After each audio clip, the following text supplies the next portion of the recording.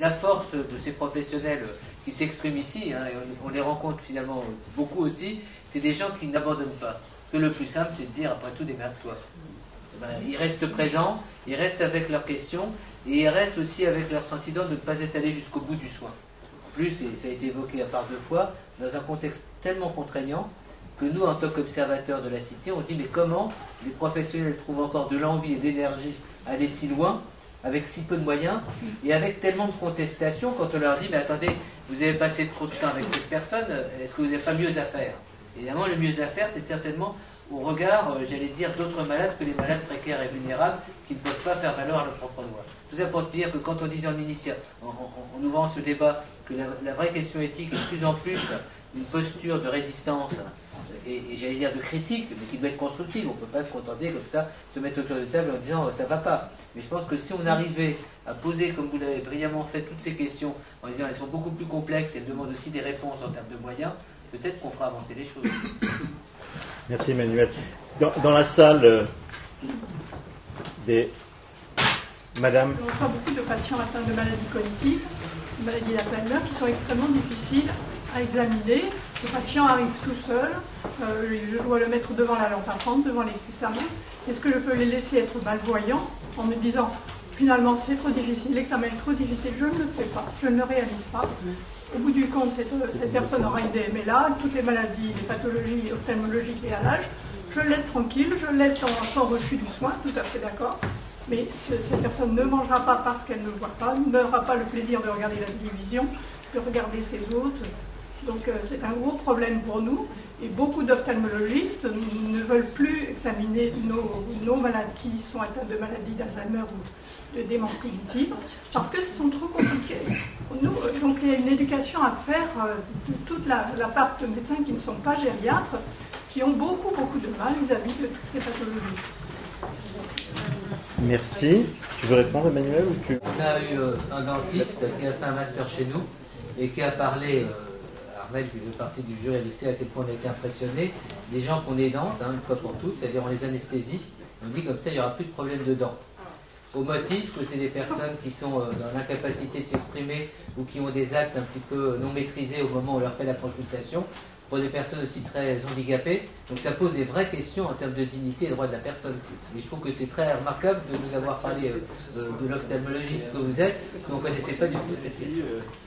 Oui, c'est Catherine Farcet, bénévole dans l'association Rivage, la maison de santé Claire Demeure à Versailles. Je voudrais poser une question.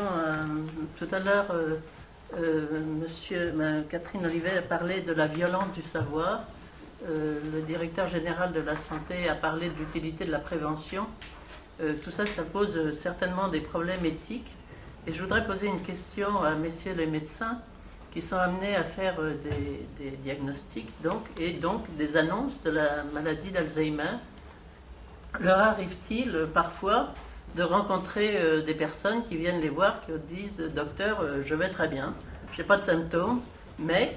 j'appartiens à une famille où il y a beaucoup de cas de malades d'Alzheimer. J'ai des antécédents familiaux et donc je voudrais passer les tests génétiques ou autres. Je ne suis pas très au courant de ce qu'on peut faire, mais donc passer ces tests. Et je voulais savoir dans ces cas-là, quelle est leur réponse, quelle est leur réaction et est-ce que c'est mieux de savoir ou est-ce que c'est mieux de ne pas savoir ?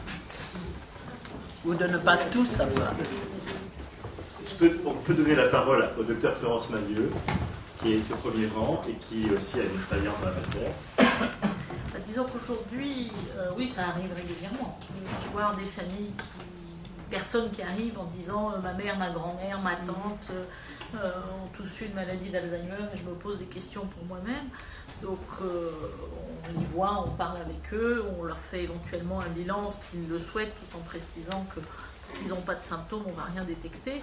Au jour d'aujourd'hui, dans la maladie d'Alzheimer, on n'a aucun moyen de savoir d'avance s'il y aura ou pas la maladie, même chez quelqu'un qui a des risques familiaux évidents.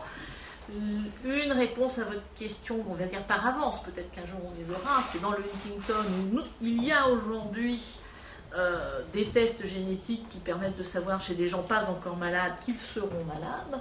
Et il y a donc des familles qui viennent en disant « le droit, je veux savoir », et il y a un protocole avec des entretiens multiples, répétés, et un temps qui passe pour voir s'ils désirent vraiment savoir, quelle est leur capacité réelle à supporter un diagnostic par avance épouvantable. Et donc, c'est pas quelque chose qu'on fait en 5 minutes. Donc, pour l'instant, dans la maladie d'Alzheimer, ça se pose pas, mais il y aura probablement, si un jour ça se pose, des procédures similaires. Il y a en effet des grandes questions qui vont se poser là, et c'est vrai que l'exemple du Clinton est un bon exemple, parce que on sait très bien aussi, je crois que nos collègues SAPTR disent très bien que quand ils viennent à ces consultations, ils ne viennent pas toujours chercher le résultat des analyses qui ont été faites. Et c'est quand même assez significatif aussi, quelque part, sur le désir de savoir.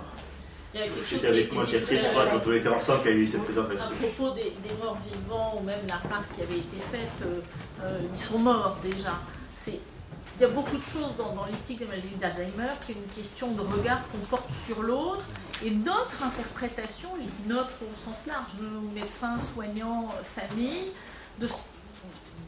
d'inférer de ce qu'ils pensent en fonction de nos sentiments à nous. Et plus la maladie avance et moins ils peuvent s'exprimer verbalement, et plus on infère des choses qui sont souvent fausses, alors même que même quand ils ne peuvent plus s'exprimer verbalement, ils ont des sentiments, il y a des choses qui continuent à fonctionner à l'intérieur, et c'est extrêmement important de le respecter, y compris au-delà.